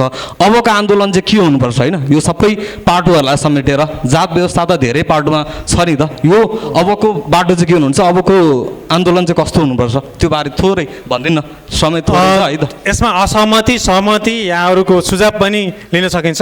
पहिलो कुरा चाहिँ जातको प्रभुत्व जुन छ त्यो चाहिँ अन्त्य हुनुपर्छ। मैले अघि भने 1910 को मुलुकी ऐन बनाउने पनि 78% खस आर्य ब्राह्मण क्षेत्री र 2074 को मुलुकी संहिता बनाउने पनि 78.4% त्यही नै समूह छ। परिवर्तन तात्विक रूपमा छैन हैन। हिजो मुलुकी ऐनले चाहिँ गाई गोरुमा चोटपटक लाग्यो अथवा मर्यो भने खान हुने जातले खाने भनेको थियो। अहिले चोटपटक लाग्यो भने पनि 6 महिना जेल 50,000 जरिवाना त्योभन्दा पनि कडा हुँदैछ। मुलुकी ऐन भन्दा पनि कडा हुँदैछ। र अर्को कुरा यसको लागि चाहिँ जातको प्रभुत्व अन्त्य गर्नुपर्छ र त्यो प्रभुत्व अन्त्य गर्ने उपाय के त भन्दाखेरि आर्थिक। पहिलो कुरा चाहिँ दलित समुदायले आर्थिक रूपमा चाहिँ रोजगारी शिक्षा त्यसपछि भूमिमाथि जुन आर्थिक स्रोतहरू छन् त्यसमाथि उहाँहरूको दलित समुदायको पहुँचलाई सुनिश्चित गर्नु पर्यो र ऐतिहासिक रूपमा भएको विभेद स्वरूप त्यसको क्षतिपूर्ति पनि दिनु पर्यो। अर्को चाहिँ राजनीतिक। अर्को दलितहरूको सत्ता शक्तिसँग एउटा शक्ति सम्बन्धमा प्रभाव पार्ने खालको चाहिँ दलितहरूको शक्ति पनि निर्माण गरिने जरुरी छ। त्यसको लागि चाहिँ राज्यका निकायहरूमा राजनीतिक पदहरूमा चाहिँ दलितहरूको सहभागिताको विषय हो। र अर्को चाहिँ जातजन्य लाभको पदहरू जो निश्चित जात भएकै कारणले अहिले पनि लाभ पाउने कुरा छ। जस्तो बन्द समाज छ नि त हाम्रो। अर्को समुदाय बिच इन्टरेक्सन कम हुने र कुनै जुन जुन समुदाय आफ्नो आफ्नो जुन जातमा जन्मेको छ जातकै आधारले चाहिँ जस्तो अघि मैले भने पुजारी हुने होला अरू थुप्रै त्यस्ता लाभका पदहरू छन् जहाँ पण्डितहरूलाई मात्रै लगिन्छ। सेनाका आर्मीका होइन के अरे आर्मीका पुलिसका कतिपय त्यो मन्दिरहरूमा ब्राह्मण नै खोजेर अहिले पनि जागिर दिने चलन छ। अर्को चाहिँ अर्को तेस्रो बुँदा चाहिँ अहिलेको लोकतन्त्र चाहिँ राजनीतिक लोकतन्त्र छ जसले चाहिँ एक भोट एक मान्छेलाई चिन्छ। तर हामी सामाजिक लोकतन्त्र जरुरी छ, त्यसमा चाहिँ समानता, भातृत्व र सहअस्तित्व। मैले भन्न खोजेको चाहिँ गैरदलित पनि दोषी छन् जात व्यवस्थामा र गैरदलित पनि पीडित छन् जात व्यवस्थामा र दलित आन्दोलन र गैरदलित आन्दोलन अथवा दलित र गैरदलितले एक अर्काको सहअस्तित्वलाई स्वीकार्ने र त्यो सहअस्तित्वलाई स्वीकारेर एक अर्काको दुःखमा अर्को चाहिँ बोल्ने, सहयोग गर्ने र सँगसँगै लड्ने हुन सक्यो भने पक्कै पनि यो जात व्यवस्थालाई भत्काउन सकिन्छ जस्तो लाग्छ। Thank you. के अरे म चाहिँ अब यो प्रश्न विकास सरलाई सोध्न चाहन्छु। जस्तो के अरे हाम्रो अबको आन्दोलन कस्तो हुनुपर्छ भन्ने पाटो त भइहाल्यो होइन, त्यो पाटोमा चाहिँ दलितको इस्युमा दलितले मात्रै बोल्नुपर्छ भन्ने होइन, त्यसमा दलितको भूमिका एकदमै बढी हुन्छ होइन, उहाँहरूको भूमिका एकदमै आवश्यक पनि हुन्छ। अनि हाम्रोमा के पनि एउटा समस्या छ भन्दाखेरि चाहिँ दलित यो जात व्यवस्थाले चाहिँ फिर्ता पारिएको दलितलाई मात्रै असर गरेको भन्ने छ होइन, तर यसले त उति नै हाम्रो देशलाई पनि पछि पारेको छ, प्लस दलित पनि त्यत्तिकै पीडित हुनुपर्छ भनेर उहाँले भनिहाल्नु भयो होइन। अनि यो जात व्यवस्थाको विरुद्धमा चाहिँ गैर दलितको भूमिका के हुन्छ त्यो बारे भनिदिनुहोस् न। पहिलो कुरा त जात व्यवस्थाप्रतिको हाम्रो बुझाइ कि दलित समुदायले मात्रै जात व्यवस्थाबाट प्रताडित हुनु पर्यो भन्ने जुन किसिमको बुझाइ छ त्यो बुझाइ चाहिँ मलाई गलत हो भन्ने लाग्छ। किन भन्दाखेरिमा चाहिँ मलाई लाग्छ मानव जाति आजसम्म बाँचेको भनेकै दुईवटा कुराले हो, एउटा चाहिँ त्यो भित्र भएको चेतना र अर्को कुरा चाहिँ मानव बिचको प्रेमले गर्दाखेरिमा चाहिँ आजसम्म हामी यहाँसम्म आइपुगेका हौँ। तर यो जात व्यवस्था चाहिँ कस्तो हुँदो रहेछ भन्दाखेरिमा चाहिँ दलित समुदायले भोगिरहेको जुन समस्या छ त्यो एकातिर छ, तर अर्कोतिरबाट चाहिँ कस्तो छ भन्दाखेरिमा चाहिँ गैर दलित समुदायले त्यो व्यवस्थालाई टिकाइरहँदाखेरिमा गैर दलित समुदायलाई के असर गर्यो र समग्र नेपालको विकासलाई के असर गर्यो भन्ने कुरा चटक्क बिर्सिएर यो एउटा निश्चित समुदायको मात्र समस्या हो भनेर बसिरहेको छ। जस्तो कि मैले अघि नै पनि तपाईँहरूलाई भनिसकेँ कि यो गएको 10 वर्षमा चाहिँ त्यति धेरै हत्या हुँदाखेरिमा त्यो हत्या गर्ने व्यक्तिहरूले पनि त शास्ति खेप्नु परेको छ नि, त्यो दिन आउनै हुन्थेन, त्यस्तो खालको परिस्थिति सिर्जना हुनै हुन्थेन। तर चाहिँ यो जात व्यवस्थाको जुन प्रशिक्षण छ त्यसले गर्दाखेरिमा चाहिँ एकातिर त ठुलो क्षति भइरहेको छ, दलित समुदायले भोगेको क्षतिको त कुनै त्यो लेखाजोखा नै हुन सक्दैन। विगत 3500 वर्षदेखि त्यो विभेद, त्यो चरम बहिष्करण, शोषण खेप्दै आइरहेको छ दलित समुदायले। तर अर्कोतिरबाट हेर्दाखेरिमा चाहिँ गैर दलित समुदाय पनि त्यो कुराबाट चाहिँ कतै न कतै त्यसलाई पनि असर गरिरहेको छ भन्ने कुरा मलाई लाग्छ। अब गैर दलित समुदायको चाहिँ जात व्यवस्था अन्त्यको निमित्त के भूमिका हुन्छ अथवा हुन्छ कि हुँदैन भन्दाखेरिमा यदि नेपाललाई समुन्नत भविष्य दिने हो भने आज नेपाललाई विश्व परिवेशमा राखेर हेर्दाखेरि हामी कहाँ उभिएका छौँ। आज हामी कथित तपाईँको उच्च भनिएका र कथित तल्लो भनिएका सबै युवाहरू खाडीमा गर्न काम गर्न विवश छौँ। भनिसकेपछि हामीलाई एकताको केन्द्रमा ल्याउन नदिने, हामी बिचमा प्रेम पैदा हुन नदिने, हामी बिचमा त्यो एकता कायम गरेर कुनै कामलाई सम्पन्न गर्न नदिने कुनै कुरा त्यस्तो छ भने त्यो जात व्यवस्था बाहेक केही पनि होइन भन्ने मलाई लाग्छ। त्यस कारणले गर्दाखेरिमा हामी सबैको भविष्यको लागि हामीले लड्नुपर्ने हुन्छ, न कि दलित समुदायको लागि। यो कुरा हामीले जति चाँडो बुझ्यौँ त्यति धेरै नेपाललाई चाहिँ हामीले विकासको बाटोमा डोर्याउन सक्छौँ भन्ने लाग्छ।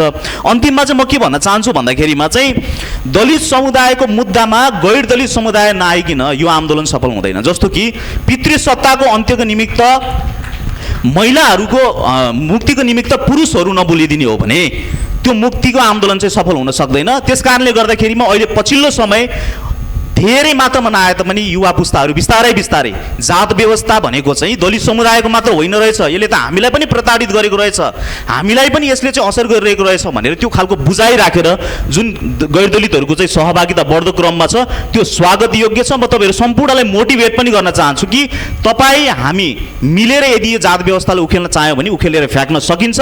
त्यो उखेलेर फ्याँकेको दिनमा हाम्रो नेपाल यस्तो देश बन्नेछ जुन देशमा हामी काम गर्नको लागि बाहिर जानुपर्ने छैन, हामी आफै आफ्नै देशमा केही सिर्जना गरेर चाहिँ हामी काम गरेर खान सक्नेछौँ, जहाँ हामी प्रेमले बाँच्न सक्नेछौँ, जहाँ हामी एकताले बाँच्न सक्नेछौँ। हस्, थ्याङ्क यू। अब म चाहिँ एउटा रूपाजीलाई प्रश्न सोध्न चाहन्छु। जतिखेर चाहिँ अमेरिकामा रङ्गभेद विरुद्धको लडाइँ चलिरहेको थियो, त्यहाँनिर ब्ल्याक प्यान्थर मुभमेन्ट भएको थियो।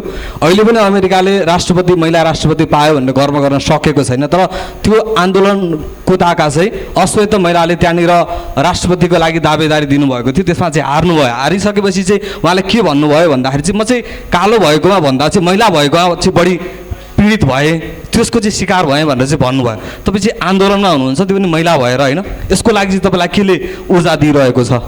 तपाईँ कुन पोइन्टबाट चाहिँ अथवा कुन घटनाले चाहिँ कहिलेदेखि चाहिँ तपाईँलाई चाहिँ जात व्यवस्था विरुद्ध लड्नुपर्छ भन्ने लाग्यो, त्यो आफ्नो अनुभवसहित भनिदिनु न।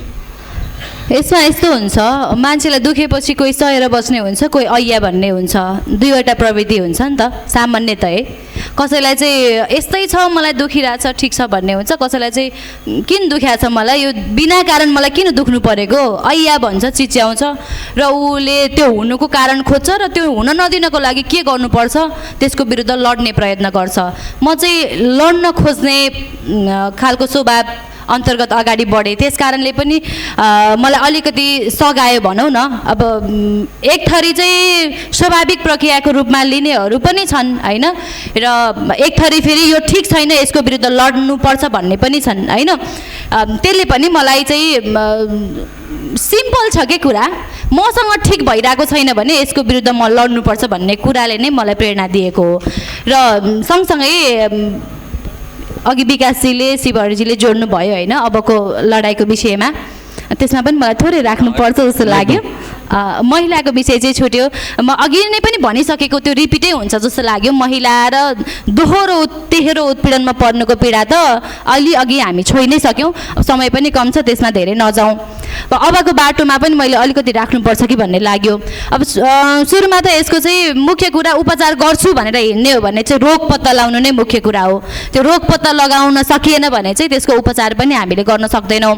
र अर्को कुरा चाहिँ आजसम्मको यति लामो होइन, अब 70 वर्षको सेरोफेरो भयो नेपालमा कम्युनिस्ट आन्दोलन अगाडि बढेको होइन। अब 2003 सालदेखि त जातीय विभेद विरुद्धको आन्दोलन नै अगाडि बढिसक्यो, आजसम्म आउँदा पनि विभेद चाहिँ किन हलचल पनि भएन त नि? विभिन्न प्रारूपमा यसले रूप फेर्दै झन् दलित समुदायको मान्छेहरूलाई बेसी टर्चर दिने र चाहिँ उनीहरूलाई विभिन्न पहुँचबाट टाढा विभिन्न बाहनामा होइन माया गरेर फकाएर रिसाएर के गरेर चाहिँ किनाराकृत गरिने खालको स्थिति किन बन्यो त? आजसम्म यति लामो आन्दोलनले पनि किन यो चाहिँ जात व्यवस्था उन्मूलन हुन सकेन भन्ने विषयमा चाहिँ अहिलेसम्म नेतृत्व गर्दै आएका, दलित आन्दोलन हाँक्दै आएका, कम्युनिस्ट आन्दोलन हाँक्दै आएका यी सबै हामी प्रगतिशील क्रान्तिकारी भनिने मान्छेहरूले चाहिँ एकचोटि सोच्नै पर्ने हुन्छ र जवाफदेही पनि हुनुपर्छ। के कारणले किन ठेक्का लिएको हो नि त? हामी दलित आन्दोलन चाहिँ के अरे जात व्यवस्था चाहिँ हामी उन्मूलन गरिदिन्छौँ, विभेद चाहिँ हटाइदिन्छौँ होइन, पितृसत्ता हटाइदिन्छौँ भनेर उनीहरूले जुन खालको जनताहरूमा आम मान्छेहरूमा एउटा प्रतिबद्धता जाहेर गरेर चाहिँ अगाडि बढेका थिए, उनीहरू जवाफदेही हुनुपर्छ कि पर्दैन? के कारणले आजसम्म पनि कि 21औं शताब्दीमा आएको भन्या छ होइन, विज्ञान प्रविधिले कहाँ पुर्याइदिइसक्यो हामीलाई, तर पनि अहिले फेरि जात थाहा पाउने बित्तिकै 1 घन्टा अगाडि फुर्क्याएर कुरा गरिरहेको मान्छे तिमी सुनार हो भनेर नाक खुन्च्याउने ठाउँमा आज पनि छ। पढे लेखेको मान्छे, एकदमै धेरै पढे लेखेको मास्टर डिग्री गरेको मान्छे पनि मेरो थर सुनेपछि नाक खुम्च्याउँछ, तिमी सुनार पो हो भन्छ भन्ने ठाउँमा आन्दोलन कसरी पुग्यो भन्ने विषयमा एकचोटि समीक्षा गर्नै पर्छ। र सँगसँगै हाम्रो चाहिँ के प्रविधि छ भने जनताहरूलाई मात्रै दोष दिइराख्ने म छोटोमा सघाउँछु। जनताहरूलाई मात्रै, आम मान्छेहरूलाई मात्रै लड्न आएनन्, उनीहरू भेडा भए, उनीहरूको दिमाग पुगेन, लड्नै चाहँदैन भन्ने खालको मात्रै चाहिँ धेरै सुनिरहेका हुन्छौँ। अनि भयो भयो जनता नै भेडा हो, उनीहरूले भोट दिएर पठाए, त्यस्तै नेतालाई जिताएर पठाए के अरे, अनि कहाँबाट हुन्छ भनेर घुमाइ फिराइ लाभ लिने र नेतृत्वमा जाने चाहिँ नेताहरू, अनि घुमाइ फिराइ दोष पाउने फेरि जहिले पनि जनताहरू, र सबैभन्दा धेरै योगदान दिँदै दिँदै दिँदै दिँदै हत्तु भएर आएका पनि फेरि जनताहरू नै हो नि त। त्यस कारणले आन्दोलनलाई अगाडि हाँक्छु भनेर हिँडेकाहरूले के गरे भन्ने विषयमा चाहिँ हामी समीक्षा गर्नुपर्छ कि हामीले ठिकसँग ठिक काम गरिदिनुहोस् न। जो पनि सबै हरेक जनताहरू यदि हामीले ठिक विषय र ठिक मुद्दालाई उठाएर अगाडि बढ्यौँ भने सबै जनताहरू जोसुकै पनि हरेक युवाहरू चाहिँ योगदान दिनको लागि एकदमै तयार भएर बसेको छन् कि हरेक आन्दोलनमा त उनीहरूले ज्यान पनि दिएकै छन्, टाउको पनि फुटाएकै छन्, के दिनुपर्ने हो सबै योगदान त दिएकै छन् नि त, होइन? त्यो योगदान दिन तयार भएर बसिरहेकाहरूलाई हामीले समेट्न सक्यौँ कि सकेनौँ?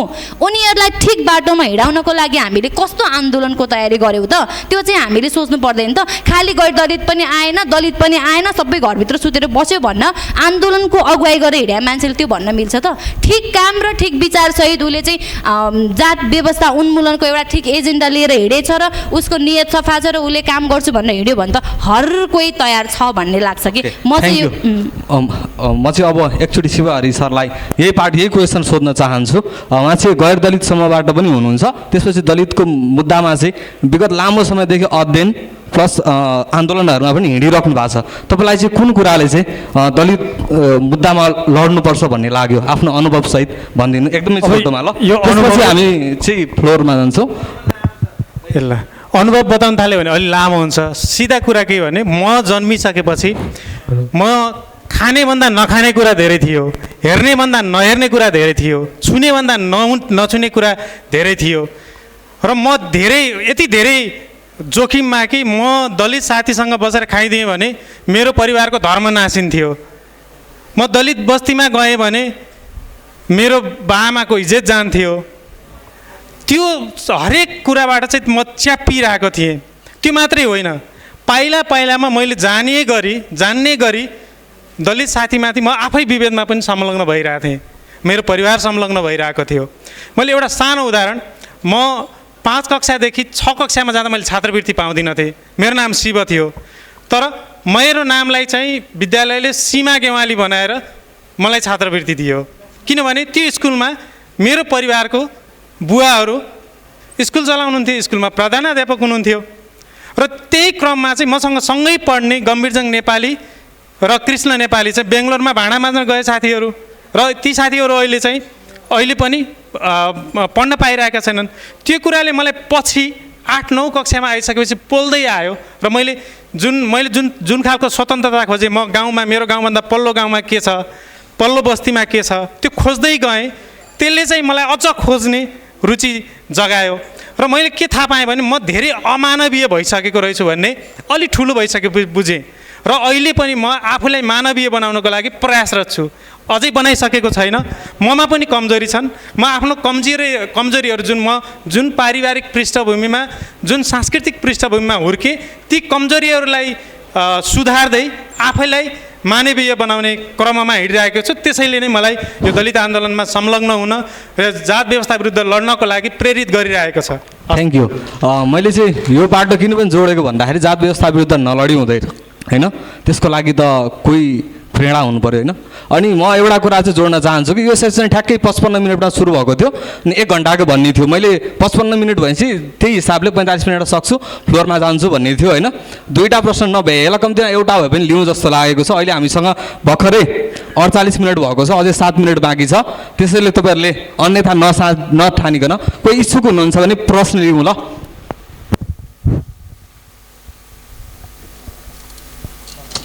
म चन्द्रनारायण थारू,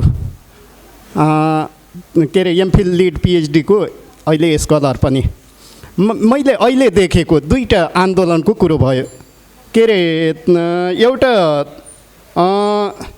सर्वहारा श्रमिक मोर्चा, जहाँबाट के अरे एउटा जनयुद्धको परिकल्पना गरे, र त्यो प्रचण्डसम्म आउँदाखेरि थुप्रै दलितहरू मुक्तिको चाहनामा लडे। अनि अर्को जुन लामो श्रृङ्खला हुँदै अर्को रूप के अरे हाम्रो रूपा सुनारजीसँग जोडियो त्यहाँसम्मको निरन्तरता रहेको एउटा अर्को मुभमेन्ट। यो दुईवटा मुभमेन्टको हामी प्रभावहरू नेपालको दलित मुक्ति आन्दोलनमा पनि समीक्षा गर्दै गर्दाखेरि म कहाँनिर ऊ चाहिँ जस्तै शिवहरिजीले एउटा उपाय बताउनु हो कि सामाजिक लोकतन्त्र भयो भने त्यो चिज केही हदसम्म त्यसलाई हामी सम्बोधन गर्न सक्छौँ कि त्यो भनेको के त भन्दाखेरि अम्बेडकरको विचारधाराप्रति त्यो अम्बेडकरसँग जोडिएर त्यो सामाजिक लोकतन्त्रको परिकल्पना गरिएको हो।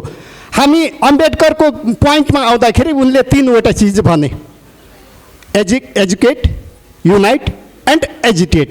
यो 3वटा चिजलाई उनले प्राथमिकताको साथ भने। तर उनले भनेको एजुकेसन के हो त? जुन चिजले आन्दोलनको लागि युनाइट पनि गर्छ, जुन चिजले भोलि एजिटेट गर्नको लागि उसलाई क्यापेबल पनि बनाउँछ। के हो त त्यो एजुकेट गर्ने? एजुकेसन के हो त? के हामीले पढ्दै गरेको जुन युनिभर्सिटीको एजुकेसन हो त्यो एजुकेसनले त देखाइसक्यो नि। रूपा सुनारसम्म आउँदाखेरि त्यसले के गर्यो भने एउटा कन्सेन्ट म्यानुफ्याक्चर बाहेक के गरेको छ? झन् शासकलाई हामीमाथि शासन गर भनेर उसले कन्सेन्ट म्यानुफ्याक्चर गरिदिएको छ। के दलित आन्दोलन भनेको कन्सेन्ट म्यानुफ्याक्चर गर्ने एजेन्सी हो त? मैले यति राखेँ, धन्यवाद। परिभाषा हो कि त्यो बाहिरी अरू बाह्य मुलुकको प्रभावले चाहिँ आएको हो, के छ बुझाइ? यो चाहिँ मेरो एउटा क्वेसन छ है। ल यसमा सरले दिनुहुन्छ कि राजी भनेर नमस्ते पुरुषोत्तम आचार्य। मेरो एउटा सानो कुरा मात्रै छ रूपाजीसँग है। उहाँले भन्नुभएको कुराको लगभग धेरै प्रतिशत म सहमत छु। त्यो कुरामा हामीले खोजेको जस्तो जात व्यवस्थाबाट जुन मुक्ति को चाहनामा हामी सँगै नै छौँ। एउटा अहिलेसम्म केही पनि भएन भन्ने कुरामा चाहिँ अलिकति पुनर्विचार गर्नुपर्छ कि जस्तो यो मञ्चमा यहाँहरूलाई हामीले सुनिरहेछौँ नि, यो केही भएर हो, यसलाई केही नभएको भनेर बुझ्यो भने चाहिँ अलिकति हाम्रो अझ अलिकति पुरा बुझाइ हुँदैन कि। यति मात्र कुरा। धन्यवाद। 35 मा उहाँले एनिलेसन अफ कास्ट लेखिसकेपछि यो विषयलाई जोडतोडका साथ अगाडि बढाउनु भएको। सिधा कुरा के छ भने हामीले अहिले लिइरहेको शिक्षाले पनि जात व्यवस्थालाई पुनरुत्पादन गर्छ हरेक हिसाबले।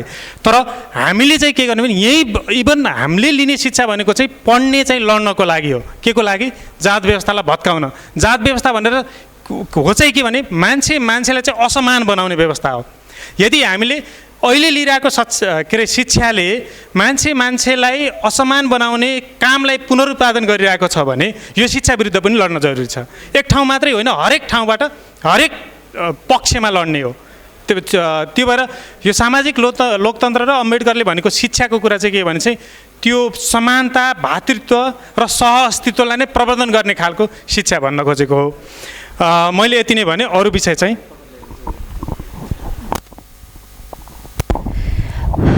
धर्म परिवर्तनको कुरा हाम्रो राजुजीले उठाउनु भएको। यो धर्म परिवर्तनबाट जातीय विभेद उन्मूलनको हुन्छ भनेको चाहिँ तावाको माछा भुङ्रामा गएको जस्तै हो। त्यसले खास केही गर्दैन।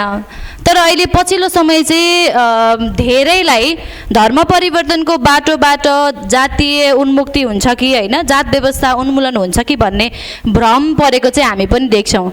यसमा अब मुख्यतः जो मान्छेले आफूलाई एउटा ठाउँमा अलिकति विभेद महसुस गरिरहेको छ त्यहाँभन्दा अलि कम अन्त भयो भने ऊ त्यहाँ जाने प्रयत्न गर्छ। किन जबसम्म उसले ठिक ठाउँ थाहा पाउँदैन उसले काहीँ न काहीँ त प्रयत्न गर्छ।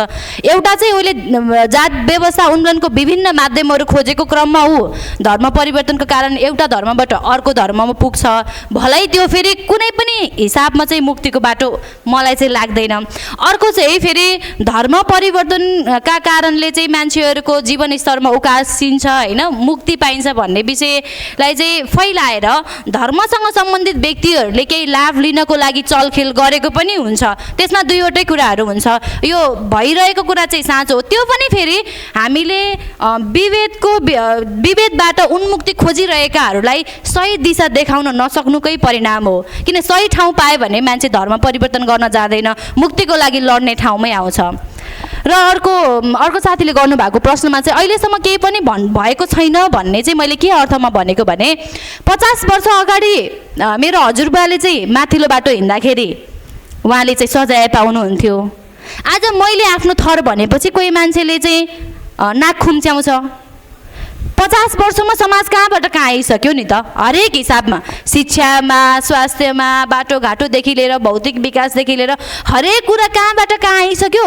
तर विभेदको कुरा चाहिँ हामीलाई अलिकति मैले बोल्न पाउनुलाई चाहिँ तपाईँले पाउनु भएको हो, परिवर्तन मान्नुपर्छ भन्ने कुरा भन्नु चाहिँ कतिको सही हो त? विभेदबाट मैले कतिको उन्मुक्ति पाएँ भन्ने कुरा मैले महसुस गर्ने होइन र मिनेट म पनि तँ जस्तै मान्छे हो भनेर आज पनि म प्रमाणित गर्दै हिँड्नु परेको छ भने मैले कसरी चाहिँ विभेदबाट मुक्ति भएको देख्छु त नि।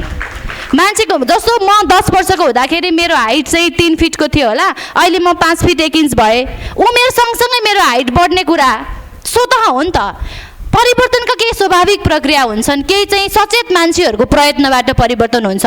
स्वाभाविक प्रक्रियालाई चाहिँ म परिवर्तन मान्दिनँ। समय सँगसँगै त हुन्छ नि त, बिहान हुन्छ अनि रात पर्छ नि त, घाम अस्ताउँछ पनि घाम उदाउँछ पनि घाम अस्ताउँछ पनि, त्यसलाई हामी परिवर्तन मान्ने त? स्वाभाविक प्रक्रियाबाट भएको परिवर्तनलाई म चाहिँ परिवर्तन मान्दिनँ। मलाई आजै मान्छे हुनु छ अनि म परिवर्तनका लागि 20औं वर्ष कुरेर बस्ने धैर्यता मसँग छैन। त्यो अर्थमा चाहिँ मैले परिवर्तन भएको ठान्दिनँ। हिजो विभेदको स्वरूप फरक थियो, आज विभेदको स्वरूप फरक छ। हिजोको विभेद भोग्नेहरूले कुन तरिकाले भोग्नुभयो, त्यो कुन चरमको थियो, आज पनि फेरि मैले चरम नै विभेद भोगिरहेको छु त। परिवर्तन के छ? त्यो अर्थमा चाहिँ मलाई हलचल भएको छैन भन्ने लाग्छ। Thank you. अब यति नै हो प्रश्न चाहिँ। अनि हाम्रो आजको बहसको सेसन थियो जब्बर जात व्यवस्था समाज अघि जाँदैसकेपछि यसको निष्कर्ष चाहिँ तपाईँहरूलाई नै निकाल्न छोडिदिएर म चाहिँ अब यो सेसनको अन्त्य एउटा कविता जसमा चाहिँ जात व्यवस्थाको पीडा पारेकाहरूको सहअस्तित्व जनाउने एउटा छोटो कविता वाचन गरेर अन्त्य गर्न चाहन्छु। यो कविताको शीर्षक छ आरन र डम्फु, जुन चाहिँ ओपेङ दोर्जेबाट लिएको, जसको कवि हुनुहुन्छ राजु स्याङदान। म यसलाई वाचन गर्छु। आरनमा आगोसँग खेल्दा खेल्दै आगो जस्तै भइसकेको तिमी आगोका सन्तान हौ, मैले आगो डराएको आजसम्म सुनेको छैन। जिन्दगीलाई सियोको टुप्पोमा उनेर धारसँग खेल्दा खेल्दै सियोभन्दा तिखो भइसकेको तिमी धारिलो सङ्गीन हौ, मैले सङ्गीन लत्रेको आजसम्म देखेको छैन। जमिनदारको खेत सम्याउन माटोसँग खेल्दा खेल्दै माटो भइसकेको तिमी अटेल पहाड हौ, मैले पहाड झुकेको आजसम्म देखेको छैन। तिमी झरझराउँदो आगो हौ, निब्नु हुँदैन, तिमी अटल पहाड हौ, झुक्नु हुँदैन, तिमी तिखो सङ्गीन हौ, लत्रिनु हुँदैन।